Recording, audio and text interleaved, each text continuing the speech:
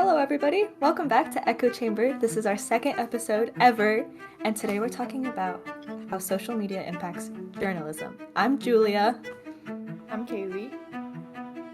and I've got a question for you. Kaylee, Yes, are you down for that? totally down. Okay, what do you think about journalism and social media? I didn't prepare a question for this, I've just realized. I didn't prepare an answer for this. I've just realized. That's okay. So we've both gone our Let me. separate ways over the past week and done some cute research.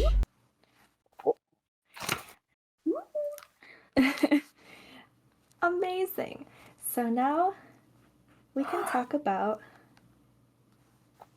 what we've got. Okay. Well, I think my three main ideas when I was researching, particularly journalism, because I know we were supposed to include the government, but I never actually made it to that part of researching because I found so much material on Yeah, I journalism. didn't either. So the three main things, and I think politics is a subtopic of journalism anyway because A little bit. slanted anyway, but I had ethics, the echo chamber of journalism, obviously, and then politics within journalism as my three main points of research here. Mm. I come at it from a little bit of a different perspective, and it's how advertisement skews journalism Ooh, and why how don't we it's start there? negative for journalism.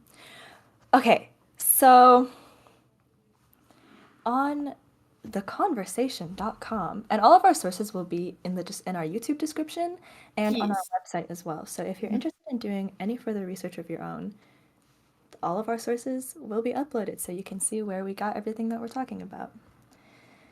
But essentially, so this article from theconversation.com, and then there was also a paper by Christopher Joseph Vargo of University of Colorado Boulder and Michelle A. Amazeen from Boston University.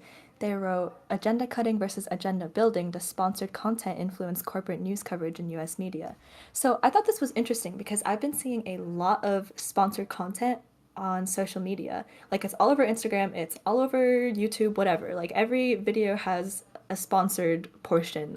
Like today's video is sponsored, you know? Yeah. So, and not to say that that's necessarily a bad thing, but I think it's worth talking about when it comes to journalism because I think, social media, like you're watching a little funny video and like it's fine if there's like 15 seconds of a sponsored ad in there. Like that's Right. not the end of the world. But the problem with journalism is advertisers have begun to pay to make their ads look like just another article.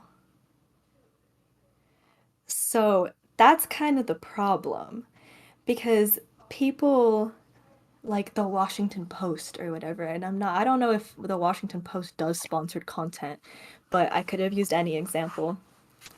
But like people trust the Washington Post, right? Mhm. So if the Washington Post writes about this product or this service, like casually slipped into this bit long article about whatever else, then people are going to trust it. And that's a really good way to advertise. And then there like the way I've seen it happen with a lot of like magazines and websites of the sort is there'll be like a little disclaimer at the top that's like this post contains sponsored content, but you don't know what content in the post is sponsored. Like you just have no idea. You're just reading the article and kind of hoping for the best, I guess. But there was a whole bunch of stuff like that. And then it gets to the point where like advertisers influence media content because what journalists are reporting on is what they're getting paid to report on. So that introduces bias and that introduces a bunch of different problems as well. So it affects the creation of news. It affects the news that we as the consumers are hearing at the end of the day.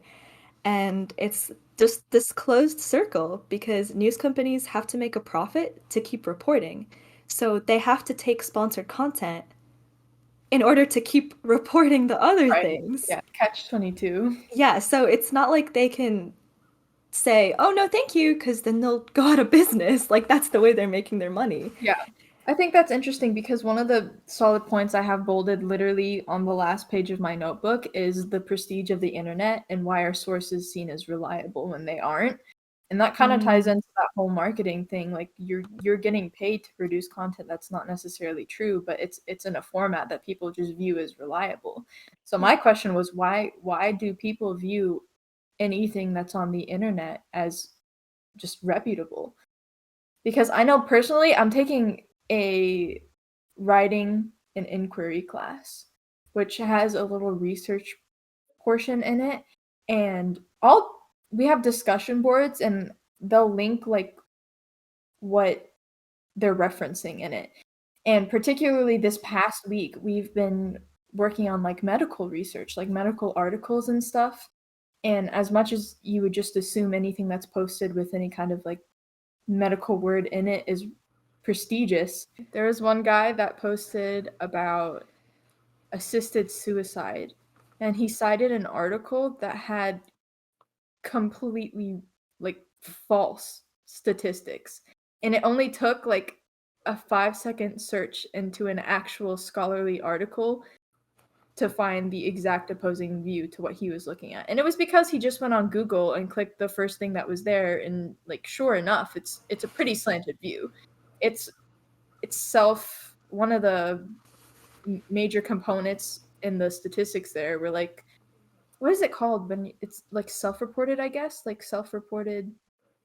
It was a biased study, basically. Well, he interviewed the guy that did it interviewed what was not a physician, number one, and it had physician in the name of the article, which is why this guy thought it was reputable. But Mm. he didn't interview physicians or anything like that. He interviewed people who wanted assisted suicide. They wanted that to be a legal thing. So it was just So he's completely leaving out the population that's exactly. biased, yeah. It's focusing on a very tiny minority of people, but It's that's not not a really the issue. random It's the sample. he looked at the article and was like, "Yeah, this is I can use this in my English class. Like this is reliable. This is fine." And it's because the title said physicians study on assisted suicide. But Yeah. nobody checks creds. They just look at headlines and pretty The much only that. What I found to be very problematic is that every nearly every source that is reputable, credible, published in a peer-reviewed journal, whether it's science, humanities, medicine, doesn't matter. But every good resource behind a paywall every single time. Unless, because like with my university, they pay those subscriptions. So I get like JSTOR and like all of those like catalogs like through my school, but those memberships can be like $70 a month They're sometimes. Those, crazy. like catalogs of articles, and it's so awful because it's like, yeah, I want to use a good source, but if I can't access JSTOR or wherever else, like, sorry, no can And do. people wonder why no one's testing on par anymore. You have to It's go literally impossible. mounds and mounds of misinformation to find something that is reputable and Hmm. useful. Peer reviewed, yeah, like actually from an academic journal. It's so Yep. bad. Yep. And what I find a lot, even in a college class, which I think should be pretty intent on academic and like quality work, a lot of people in my class just won't try.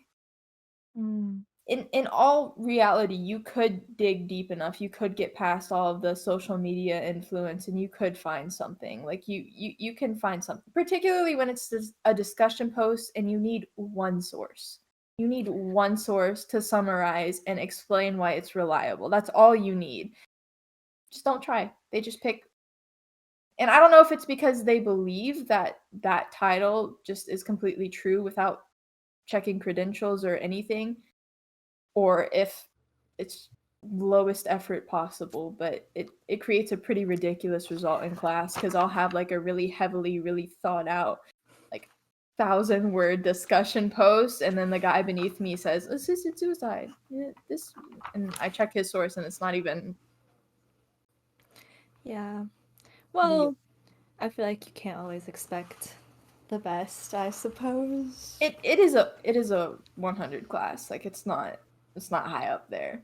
It's Yeah. it's a prerequisite for a lot of other classes, and people just kind of pass it. Yeah. I was also gonna say, like, being in like the 4,000 level classes of my majors now, like, that shit doesn't happen anymore. Yeah, Like, everybody in my English class comes with like reputable sources from an academic journal. Like, if you've made it that far, like, you're passionate about what you do. It's not an intro class where you're gonna BS it. yeah. But the strat is, the strat is, if something you want is behind a paywall, find the author's contact information. Like, Google their name online, find their social media, email them, and they'll send you their article most of the time. I know people who Fire. have done that and it works. It works. So good. Because most of the time these authors are upset that their work has to be on the internet behind a paywall too. Well, So they did they're it for a like, reason. They want to educate people. That's the yeah, reason they yeah. wrote the article in the first place. And freaking capitalism destroyed everything. Yup. Literally just find the email and be like, "Hey, I'm really interested in this article of yours. Like, any chance you could send it to me so I don't have to pay $70 for it?" And they'll be like, "Yeah, sure, here I it am is." 100% going to be using that in my daily life. 100%. Absolutely I'm do going to be it. I using that. know people who have done it and it has worked. Like, people do send you their articles. I'm Just the be like, I'm a student studying this, and like your article is perfect, but like I can't pay $70 for it. Like, and it is very weird tying this back into social media, how it not only affects normal journalism, like the news that people see every day, but like academic journals, like people in education are being fooled by advertisements that are in the form of scholarly articles. yeah, I think it comes down to everything is so perfectly geared towards making money. Because there's that one documentary on Netflix. Is it The Social Dilemma? Have you Ooh, seen that's a it? good one. I I love think this. it might have been The Social Dilemma. But it's like one of those documentaries on Netflix that talks about social media, and it breaks down how social media is made to be addictive to keep you on the platform longer so that you can see more ads so I that they think make that more was the money. social dilemma. I think it Yeah, was. I think so. But that's literally the whole point. And like, yes, benefits do come from that, but then we're also consuming the ads all the time. And that Well, kind of needs to be weighed, I feel like. I'm looking at it from the perspective of even a couple years ago, you didn't receive ads with as much frequency on any platform. And Oh my there God. was there was a time Instagram didn't have ads, and now every other post that you scroll to is an ad in the form of a post. So Remember you're when still consuming it. remember when YouTube had just like, oh, those posts though on like Instagram, they get me sometimes. Like, I'll think it's an actual post, and then I'll look at it and I'll be like, this feels kind of weird. And then I see sponsored. So it's like you're just scrolling through and it's like it just feels like another They're post. Or so like, oh my good. God, can we talk about like companies on TikTok where they like or like Twitter where they like respond as if they were like normal That accounts? is the best marketing scheme I've seen in a long It's time. Have you so seen the beef between like I think it's Cheez It and Pringles or something like I that? Like haven't. they'll comment on each other's posts, they'll do all this kind of stuff. So Marketing geniuses because we eat it up. And I'm not even gonna lie, if I scroll on a TikTok and it has like Cheez It commenting or something, I'm gonna be like, this is yeah, interesting. it's Like it's a so whole wild. company. It's crazy how far they've developed ads. No, that sort of thing, it I feel like it's geared towards making you feel like this mega corporation is like your bestie on social media. I remember literally scrolling on YouTube and watching several videos before I got a single ad. Can we talk about how ads are unskippable? Yes, that's what I'm saying. The ads were only 15 seconds before. Please. Now they'll have like 3-minute ads that you can't skip because they pay more money to have their ad there. Twitch is by far the worst I've seen in my experience because YouTube, at least their unskippable ads are like 10 seconds max. Twitch, will play you 4 straight minutes of ads that are unskippable. I think it's funny because Hulu, Hello? Hulu and other platforms do the same thing. I consider TV a form of social media. And you're Yeah. paying to have access. I think Netflix is the only one that doesn't do it, and sometimes they have ads for, like, their own TV shows still. They don't do ads outside of, like, promoting strictly Netflix, so I have a sense of respect for that But because it's so you're using. stupid because you still have to pay for the platform to watch their shows with ads. That's what I mean. Hulu is one of those platforms that I sit there and every minute you get, like, 3 ads, even if they're only 10 Mhm. seconds, and I'm It's like, so "Why are people annoying. paying to watch this when they don't even get the benefit of the exclusive content Literally, you without have ads?" to like pay for a higher tier or whatever to get it without ads. It's so This dumb. is why regardless of what people say about Netflix, they're always like, "Oh, it doesn't have any of the good shows anymore." Yes, but I don't watch an hour of ads every time I want to see a movie. If I wanted to do that, I would just get cable TV again. Yes. Like, if I I wanted think to it says watch the something about ads, our generation though, because we're so intent on instant gratification, we can't sit through a couple ads. no, no, because I'm gonna try to explain the effect that ads have on me, and please help me because I don't know. I'm not proud of this. I started paying for YouTube Premium recently because I couldn't deal with it anymore. Those ads, they make me so upset. They make me so angry. I view the only reason I'm gonna be honest here, that I haven't gotten YouTube Premium is because I just started watching YouTube again. I just started watching YouTube Really? again. So the ads don't bother me because that's what I've always viewed as like a part of YouTube. Like you get this free I content and oh, got so fed up because especially I'll be like watching a podcast on YouTube to fall asleep to, right? Every 5 minutes there's an ad I have to skip. And I'm like, I'm trying to you not just let the ad skip, like play through. no, because have you ever gotten those like ads that are like full movies? There'll be like 25-minute ads on YouTube. I've seen a few of them. I've seen a few. I feel like they give me those at night because they think I'm asleep. Wasn't that in the social dilemma where there were like at night like you'll get longer ads because then the creator will get more money or They something? know so much.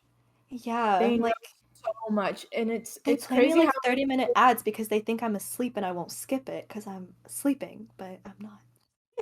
people don't realize, not even just on the ad front, but what social media feeds you, like your feed, everything you do, the second you click on the app is monitored, and they know exactly how to push it to where you'll watch more. They know exactly how to specialize the content that you're observing. So even if like you accidentally click on something, it'll pop up a few more times just to make sure, hey, did you actually like this content or not? You'll click on it once. It'll be an accidental thing and it will pop up a couple more times to make sure, hey, is this not what you want to see? Which is why I know I've gotten in trouble before for this, but um when I look at someone's Instagram feed, I think that tells me a lot about who the person is because social media is so specialized now. Like if I look at your feed and I see half naked women dancing on the screen, then I'm gonna know that you That's what click they on half interact with. naked women dancing on the screen. I feel like TikTok's algorithm is especially good. Like with TikTok, like you know that person's watching those type of videos.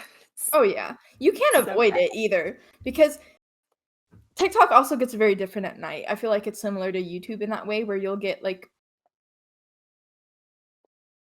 I don't want to say what kind of content can I say without like you people know the audience of TikTok. Like it's usually teens. And there are teen girls and teen boys and there are hormones going on and it's nighttime. So what kind of content is being fed to you? I get so many. I don't watch thirst traps on TikTok, but the occasional one will pop up and it only seems to be in like the evening time. That's When the interesting. sun's down and people are alone and they're getting ready to go to bed and they have every opportunity to react in whatever way they want to that video. So I've connected that kind of idea. I don't know if that has any substance, but I I feel like don't it's know. too much of a coincidence, especially with everything else that we know that they're intaking information wise and data wise. It's too much of a coincidence to be like, One no. of my roommates says a similar thing, but not with thirst traps. Her and like I guess we're not teens. We're in our early 20s, so that's probably different. But her she says her TikTok will be like still funny during the day, but like tame. But at night, it's like the most unhinged, just ridiculous things you've ever seen. And she says that like it's a pattern. Like she'll pull up her TikTok like while we're eating lunch and she'll be like, "Oh, they're not good right now, but in the evening they'll be good." Like they'll be so unhinged and weird and just like a very specific niche humor. But it's like I feel like it does change like based on the time of the day, for sure, which is kind of wild. It's so crazy how you don't even have to look anything up on TikTok because you'll say something about it just in general and it'll pop up on your TikTok feed or on your Instagram My feed. roommates and I went skiing, right? My roommate's TikTok, she'd never seen a single TikTok about skiing ever before. We went skiing. While we were skiing, she started getting skiing TikToks. It happens all the She time. didn't look up skiing on TikTok. Like, how did that happen? Tommy and I were talking about like our future one night together, and we were talking about something that social media would have no idea about because that's not something I look up. That's not something I'm planning for in any time in the near future. We were talking about baby names. And the next thing that pops up on my feed the next day is all this baby crap. Like baby names, baby products. Like I got like a little changing table thing. And this is stuff that I don't watch. Like as when I was a lot younger, I used to watch like cute baby content, but it was never products. It was never like planning to have a baby kind of thing, which we weren't doing to be clear, but that's what Instagram thought I would like in that moment. And it's something that I didn't have social media up in the background. I didn't like nothing was up when I was having this conversation with Tommy. They're listening. I say it all the time joking, but I'm really not joking. It Yeah, happens constantly and it's almost to the point yeah. where people don't notice it anymore. Like they'll talk about something, it'll show up on their page and they'll be like, "Oh, haha, I was just talking about this." And It's like have just no kind of a silly connection. little thing. Mhm. No, it was kind of wild because a couple months ago, my university sent out an email to like every student saying, "Hey, I mean, obviously more formal, but they were like, hey, like we can't tell you to delete TikTok, but we strongly recommend that you delete TikTok because it's spying on you." Like this was an official university email that we all received. It's so real. It's People like laugh about it all the time. They're literally. like, "The trial to delete TikTok, it's so funny because 'cause they're just pulling up these random" they aren't random videos. They're not pulling up random videos. They're Mhm. pulling up proof that Yeah. someone is listening. And I mean, obviously, we didn't research, like, we don't have any proof of any sort that TikTok is out to get us or whatever. I know that was a whole thing in the news recently, Yeah. politically, like in Congress, and there was a hearing and whatever. But that's besides the point because, like, just the things that we all see on a daily basis, like, these apps, even if they're just using it for algorithm purposes and not anything malicious, like, they're listening. It's proof enough. Honestly, if our content that we're consuming is specialized enough to where every video we see is something that we can like conceive of liking or genuinely enjoying, that's proof enough that they have too much information and they're using it in a bad way. Because it's already been proven that the TikTok algorithm is built for addiction.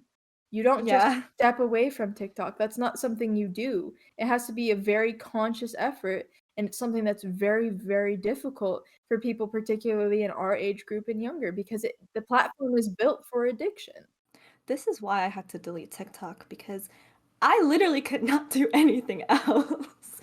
And maybe this is just my like ADHD mind or whatever, but the second I'd get on TikTok, like that was it. The next 4 hours at least were over, just devoted to staring at my little screen, my little box. I want to say when I first downloaded TikTok, I had that same problem. I go through phases where I'll delete social media for a little bit and then I'll like re-download it and reintegrate it into my life. Mm. Kind of, you know how like recovering alcoholics will like try a Do drink every not like compare this to couple recovering every couple alcoholic. it's similar to that in the fact that you download it and you're very conscious of what you're doing with it, and then a Yeah. week later you find yourself looking at your screen time and it's back up to 7 hours a day and you're like, how? And then you observe like the specifics of it, and that big time waster is TikTok. So Bro, you, even if you're intentional with it, it's one of my roommates is genuinely superhuman. Like, she has TikTok on her phone all the time. She uses it for like 30 minutes a day, probably, to like that's an impressive. hour. That's impressive. She will say, like, she will wake up, get on TikTok in the morning, and then after like 10, 20 minutes, put it down and start getting ready. I And like, feel like I feel like I've gotten to that place though too, because I have so many other things that I'd rather do in my insane. morning. I'll hop on Instagram to see if like I have anything on the echo chamber account. I'll see if I have anything on my account. I don't scroll through Instagram that much. It bores me and there are too many ads now. I'll hop on TikTok. I check one TikTok account now and I try not to be on it at all otherwise. I check this one person's account. Her name is Katie, and she has a broodmare barn, and they're in foaling season. So I want to see the little baby horses, and I'm waiting Oh on my this one. God. This freaking horse Beyonce has been pregnant for 333 days, which is the longest she's ever been pregnant, and I cannot wait for her foal. How Her long are horses usually pregnant for? So the safe date for horses is 320 days. Oh, wow. I did not know that. They That's fun. usually go beyond that. That's just the date that they feel comfortable with them foaling. You should send me that TikTok account for a It's friend. so good. I want to see the little babies. They're so cute. One right now, he's a little sorrel coat, and his name is Petey. It's so cute. And the That's other so one's cute. Penelope. They have two foals so far this year. And like That's she goes so through the cute. whole breeding process. It's That's the only account I check. She posts like a couple times a day, so it's not a lot of time, but I So do cute. compulsively check it. Like I'll be like, "Is But she born yet?" I feel like this brings up an interesting point. To circle back from that tangent, but very good tangent, because I think it brings up an interesting point. You are using TikTok intentionally in that moment. Like you're not just going on to scroll. You know what I mean? Yeah, You're she's the going only on. person I follow. I Hmm. switch to my following, see the new videos, and then I go off. Yeah, like that is an intention, and you have self-control. I don't Sometimes. know. Like Sometimes. YouTube, I can be like, okay, I'm done watching. Like, let me walk away from these videos now and do something else, you know? Every other social media, I'm like, okay, like I can stop. I feel like it is TikTok, an instant gratification thing because TikTok is short videos. Short.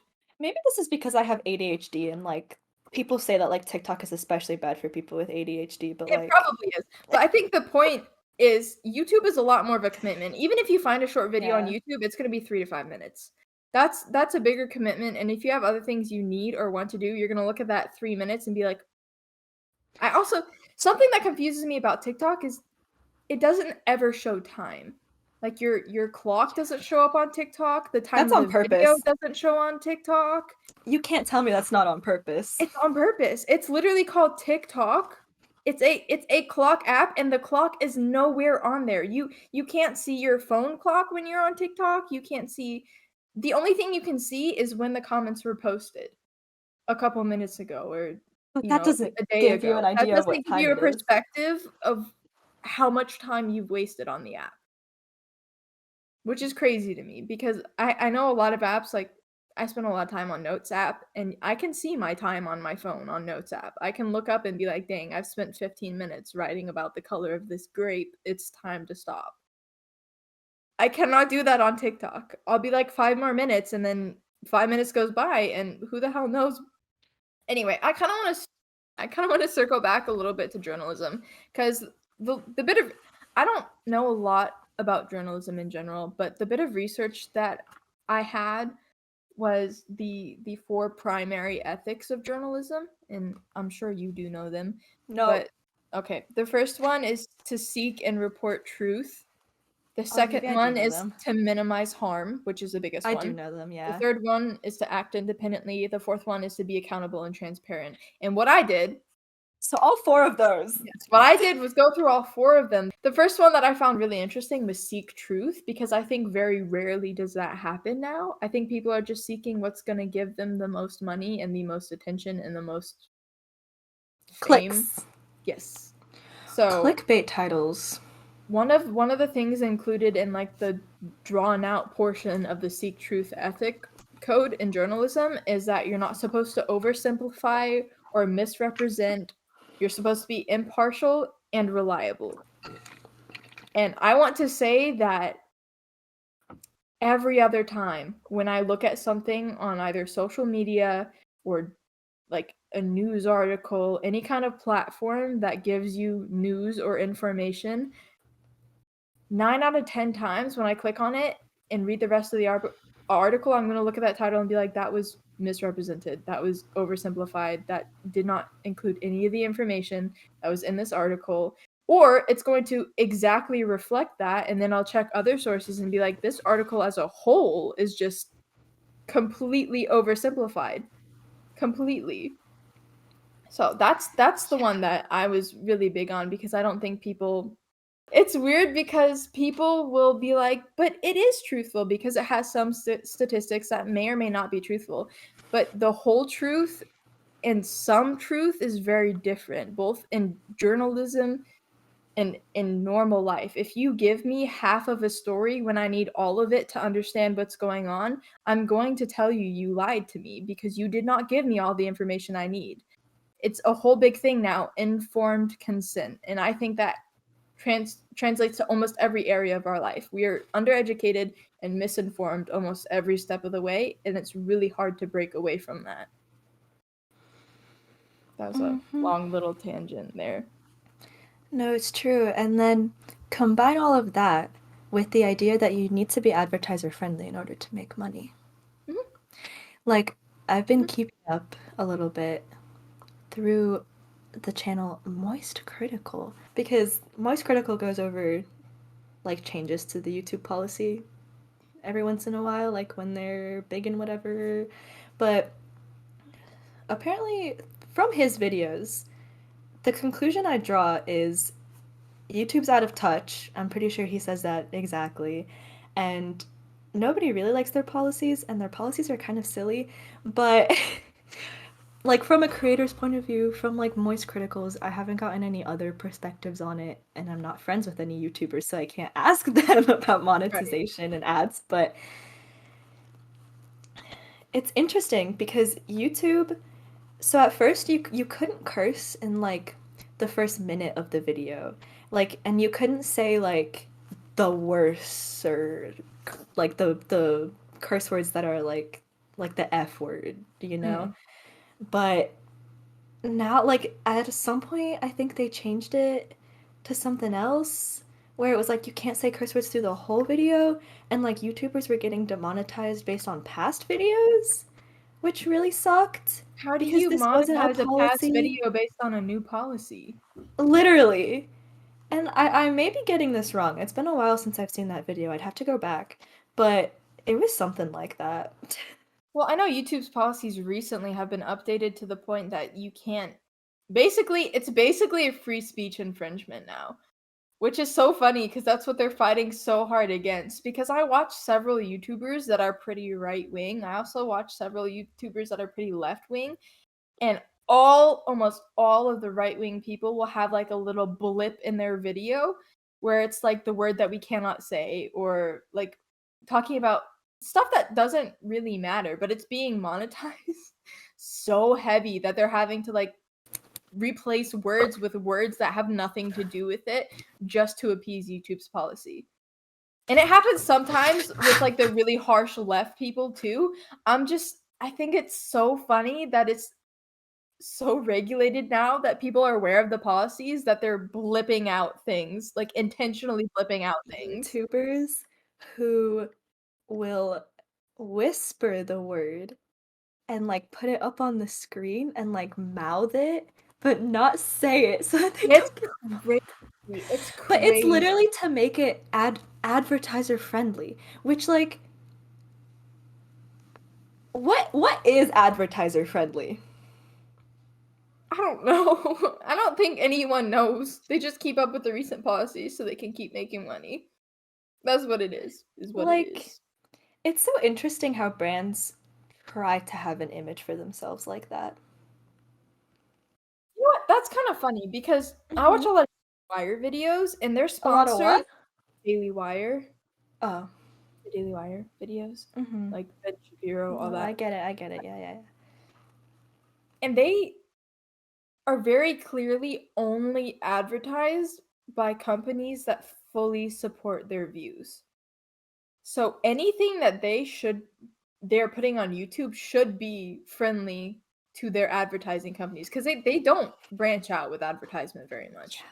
yeah. They have the same advertisements almost every Daily Wire video. Everyone that's associated with Daily Wire, they have like the same ads in their videos.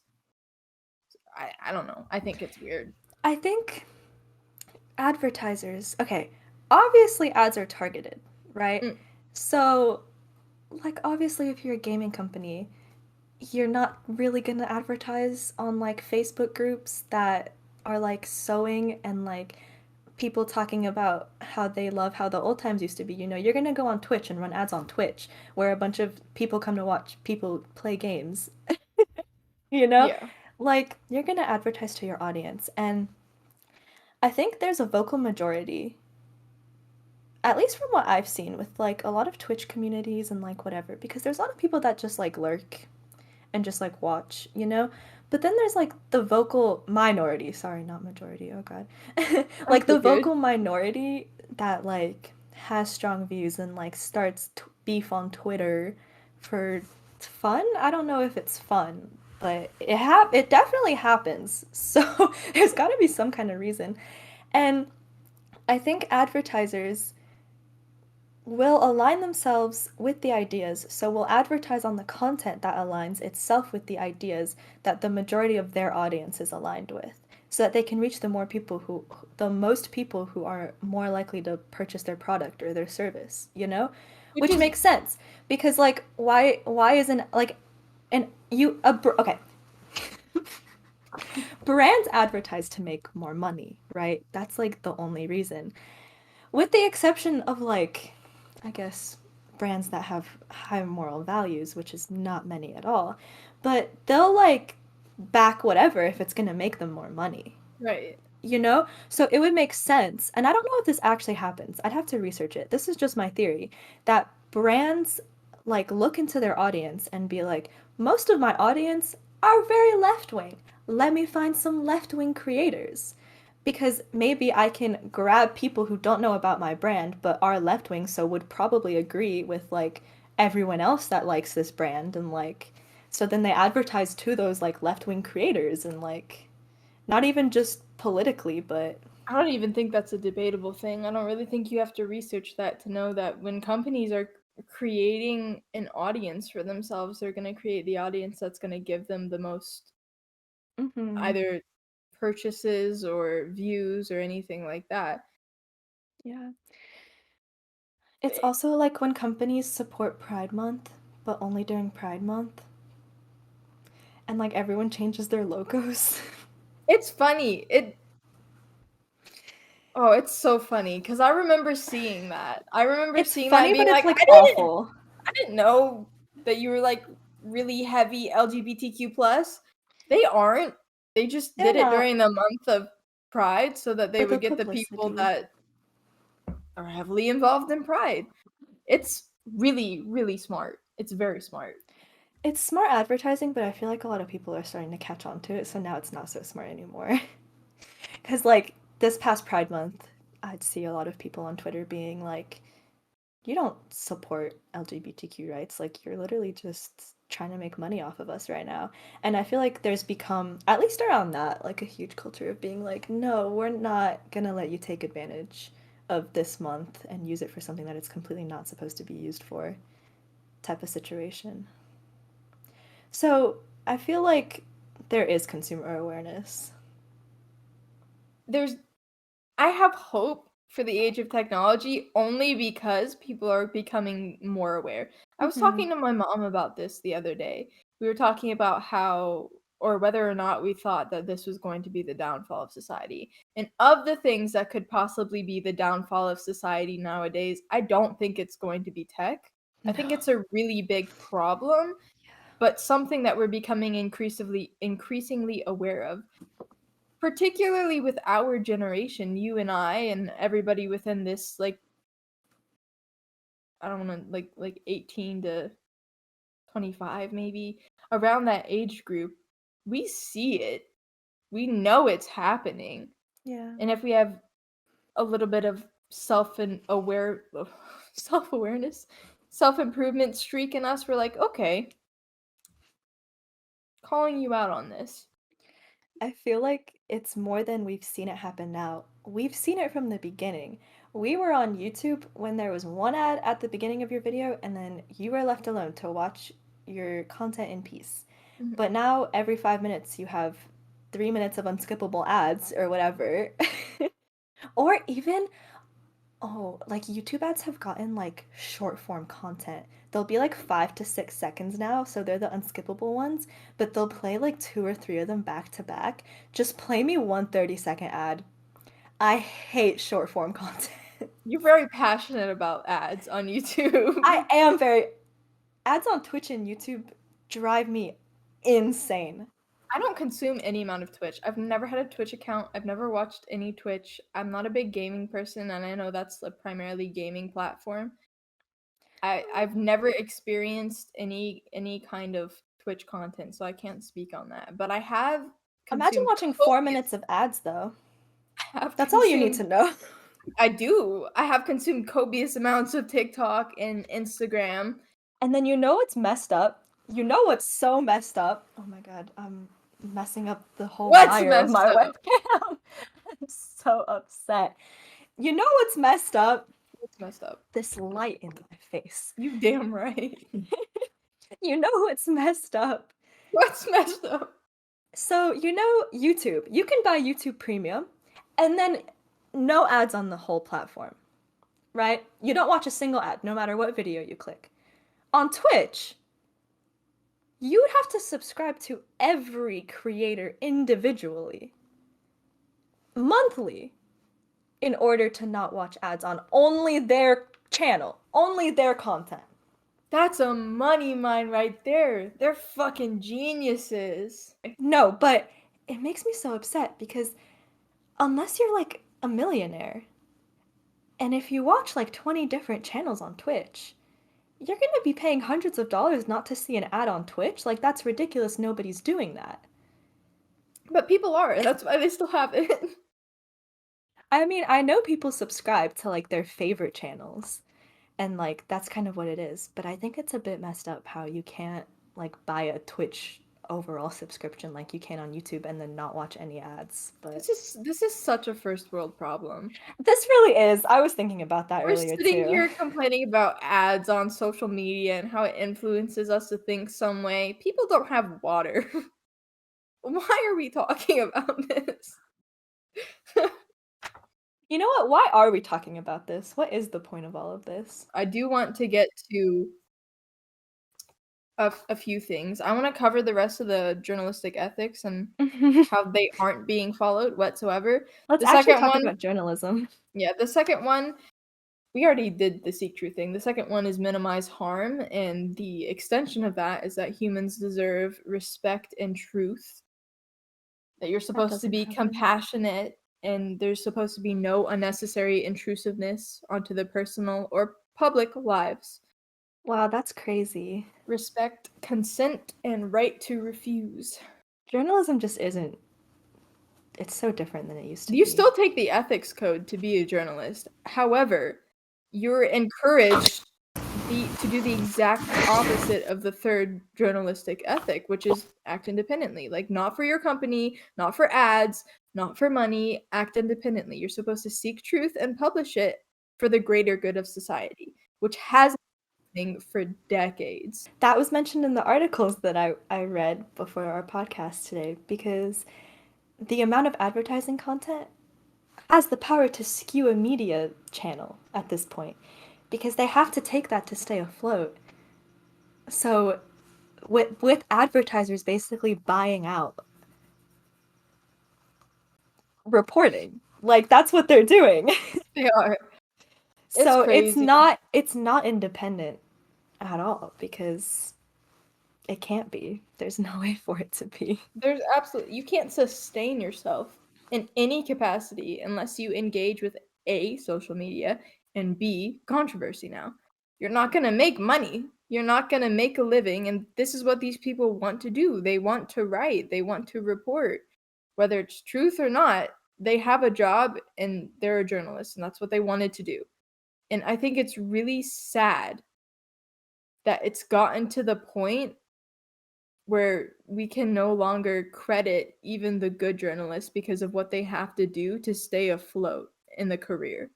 Well, I think I think we need I think I I don't want to say it almost becomes the responsibility of the consumer to check whether their news is biased in any way because that sucks. I feel like we should be able to trust the companies that we're getting our news from. You know what I mean? But also like because we do live in this day and age, we have to be very careful. And I feel like we have to really be aware of the sponsored content labels and like if things have bias in journalism on the news, like we need to make sure that we're consuming different perspectives from different platforms and channels and whatever. Yeah, I agree. I think the biggest thing is that people will stop when they confirm their bias. As Yeah, an audience, I think it is on us. I think it's also on the companies and platforms and articles and journals that are publishing these things that are misinformation, but largely it is on us because they're only producing what we want to consume. not always. They're not. They're producing what will make them money. Yeah, yeah, true. But it's very I was reading an article the other day and I didn't write it down. I wish I would have because then I would have Mm. something to credit. But I was reading an article the other day about the three different kinds of major biases that you can have, not just in journalism but in life. And one of the biggest ones was confirmation bias because people just learn what they want to learn about what they support and they don't it goes back to what we discussed in the first episode, in all honesty. You have to entertain every idea, even the really bad ones, even the ones that are morally wrong, even the ones that are clearly not true, to strengthen your side of the argument and to give your belief more to hold on. Mhm. If you don't do that, How do you know what you you believe? have nothing. So I think half of the problem is that everybody consuming is only consuming to prove their point. It's no longer for knowledge, it's for knowledge that benefits their side of the story. Yeah, and I feel like it's not even completely purposeful most of the time. I feel No. like because of algorithms, like the algorithm will continue showing you the things that you interact with. So that's when social media becomes an echo chamber. I have a couple quotes that I want to visit, Oh my god, but I first love of all, quotes. I want to apply a couple statistics to this conversation. And I got this Please from do. SBU. Almost everything is published from a university, like peer reviewed and stuff like that, that I have found that I will Hmm. actually credit. But this is from SBU, and it says that, oh, it was done February of 2022, so a relatively recent study, Yeah. slightly over a year old. It says that 50% of news interaction is now on social media. So people aren't getting it from papers, they aren't getting it from news articles, they aren't getting it from news websites, they're getting it from social media. So when people say, "Hey, let's talk about the news," 50% of those people are talking about what they've seen on social media. My roommate literally said that to me the other day. She goes, I get all of my news from TikTok and Instagram. Like, she goes, I 5% get all of my news from social media. 5% of all human beings on this earth use newspapers as their news. Only 5. I bet Beyond that, they're all like over the age of 53% 80. have never used a newspaper in their lives. I think I've used a newspaper to paper mache. 6% have never used social media. That is such a small percentage of people that have never used social media Is this to like get their the news. country, like the US? Nationally, yes. Okay. And this is a recent study, and it's only going up. This is from a little over a year ago. Only 6% of people nationally have not used social media for their news input. And 53% of people have not or have never used newspaper. So when you combine those two little cutesy little statistics together, you realize that almost everybody that you are interacting with on a daily basis has severe and polarized bias from the social media they're consuming to no fault of their own, Yeah. slightly to their fault. But the algorithm, The how algorithm. dangerous social media is with the information that you're getting. Now I want to get into a quote. For the record, that was a study done by Amy Watson, who's a media researcher. Love it. There are a few quotes. The article that I looked at was social media and journalistic ethics in the age of disinformation, and it was a student article, I guess. It was written by a student at the university, Like a and research paper? yeah, it got published. It was more like an interview about like a Ooh. researcher. So there's this Okay. the person that he interviewed was Joanne Connell, and she was a professor of media ethics. And there are two quotes that really stood out to me when I was reading this article. And one of them is the ability of social media to spread disinformation and the willingness to believe almost any story as long as it fits into their worldview means society no longer works for the same unified system of facts for its decisions and opinions. Which is basically just saying everything we've already said, where not only is media spreading heavy disinformation, but people are also more than willing to accept it as the truth if it fits into their worldview. The second one That's interesting. that was basically just a reiteration of the definition echo chamber, which I think is kind of cool. The reality is, emotion drives engagement, and online content is designed to get an emotional response, so that further polarizes people. We no longer have that shared public square of ideas. We have our little bubbles of like mindedness, and that's where we get our news, nowhere else. Which is crazy. Not good. Yeah, that goes back to what a lot of what we talked about last episode about social media, Mm-hmm. about how you're just getting fed the same perspective over and over again because you will interact with it. It Or, doesn't help that there's very little accountability on social media platforms anyway. oh Even if you yeah, do misinform people, one of the who cares? Who's gonna do ethics something is about it? that No one.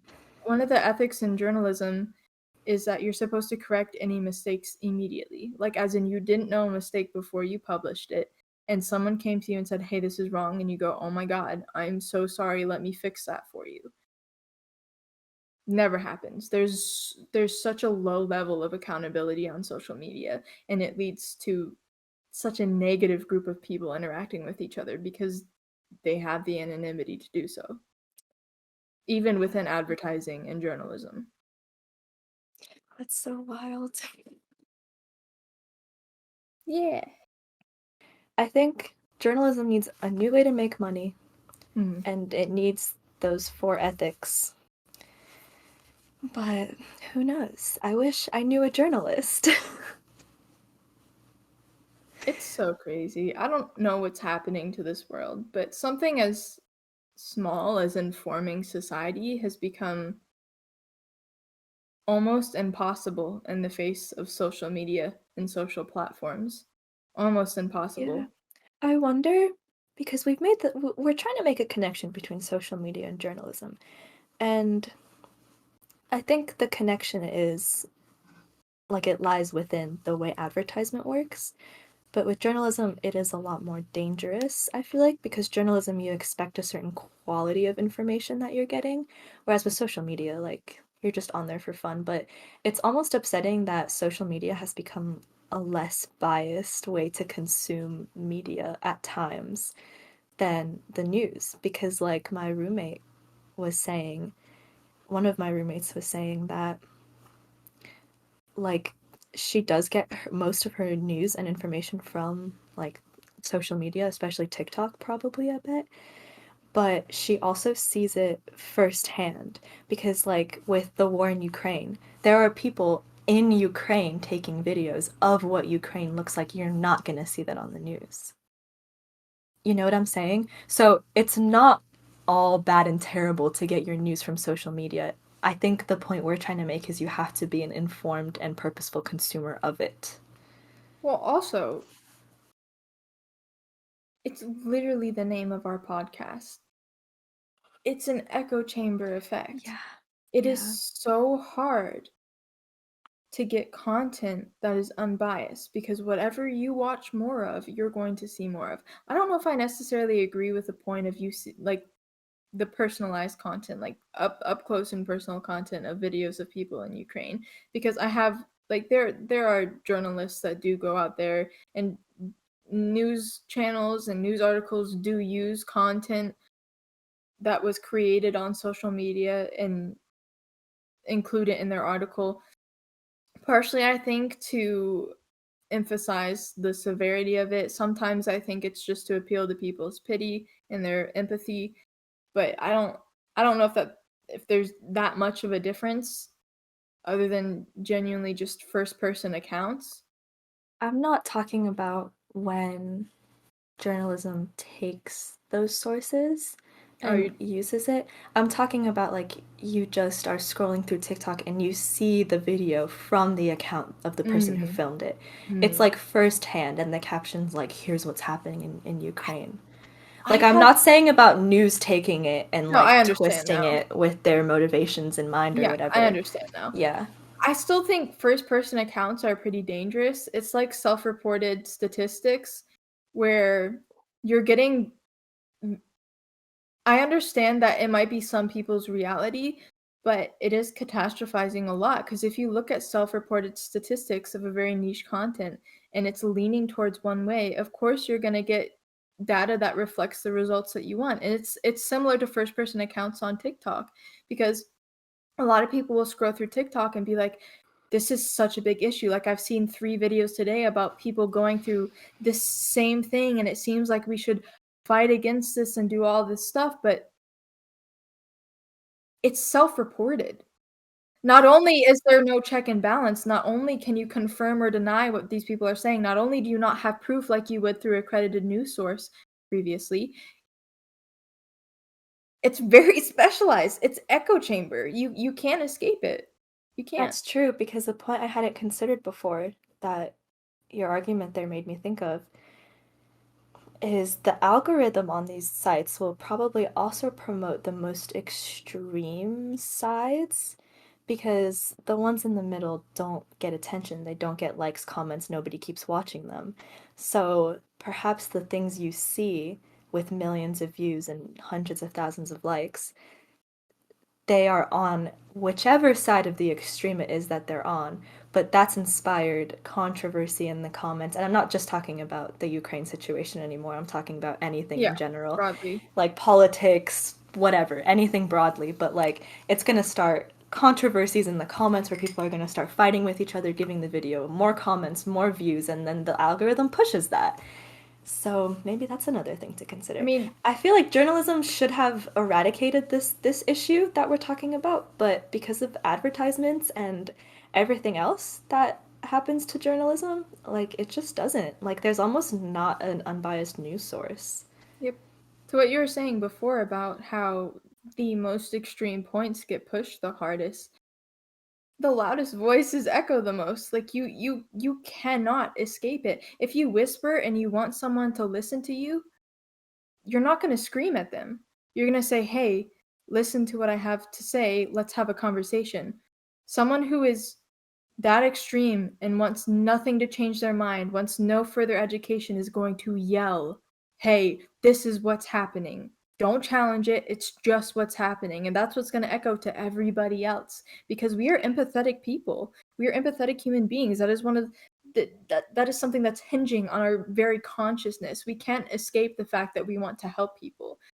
So if the loudest voices are the most extreme voices and those are the ones that are echoing, of course we have a society that is pushing so hard and so distinctly different from each other. Like I very rarely come across a person that has a middle view or a middle perspective, or they take some of these ideals and some of these ideals just to what they personally value. What I encounter most in my life and most when I talk to people are people that are heavy one way or heavy another way. I think that's also because people with moderate views don't feel passionately about it to defend them like that. Like people with extreme views on either side, they are the ones who feel passionate enough to be like, you're wrong and here's why. But And I I'm think gonna the make an passion is argument. completely misplaced because just on the foundation of citizenship in the US, we have a responsibility of having respectful discussions. Respectful discussions. It's never respectful. Has not happened in so long. People get so passionate, and I'm not saying that's a Mm-hmm. bad thing. I'm just saying no one's been taught how to channel their passion into a way that's productive. Yeah, I feel like there's a lot of unproductive passion in the world It's not a because bad thing that people want to improve life for no, that's a very good thing. anybody. Mm-hmm.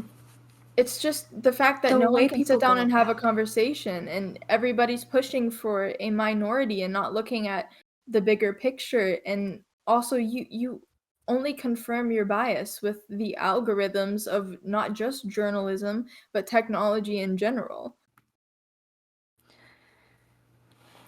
It's an echo chamber. Social media is an echo chamber.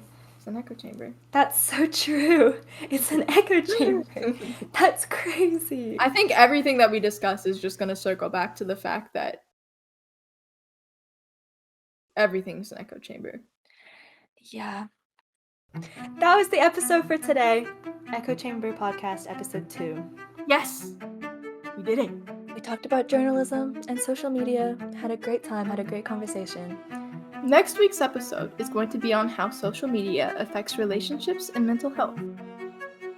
See you there! Yeah.